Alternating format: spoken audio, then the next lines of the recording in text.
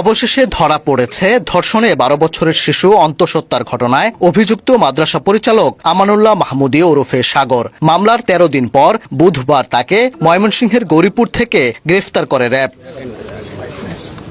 শিশুটির মা সিলেটে গৃহপরিচারিকার কাজ করেন। স্বামীর সঙ্গে তার বিচ্ছেদ হয়ে গেছে। শিশুটি তার নানির কাছে থেকে মাদ্রাসায় পড়াশোনা করে। ধর্ষণে শিশুটি অন্তঃসত্ত্বা হয়ে পড়লে ঘটনা ধামাচাপা দেওয়ার জোর চেষ্টা চালায় সাগর। টাকা দিয়ে মীমাংসাও করতে চেয়েছিলেন তিনি। এতে শিশুটির মা রাজি না হলে মাদ্রাসা বন্ধ করে আত্মগোপনে চলে যান সাগর।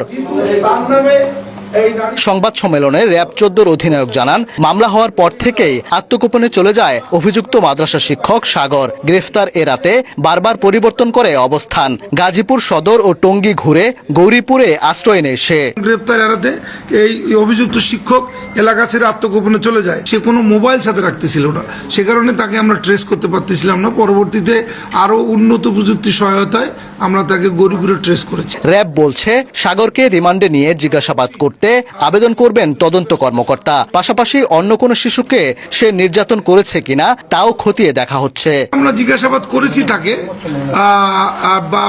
পরবর্তীতে তদন্তকারী কর্মকর্তা তাকে রিমান্ডে নিয়ে জিজ্ঞাসাবাদ করতে পারে। আমরা প্রাথমিক জিজ্ঞাসাবাদ করেছি, সে খুব বেশি কোনো কিছু বলেনি। শিশুকে ধর্ষণ ও অন্তঃসত্ত্বার ঘটনায় আসামির দৃষ্টান্তমূলক শাস্তি নিশ্চিতের দাবি জানিয়েছে এলাকাবাসীও। নেত্রকোনা জেলার মদন থানায়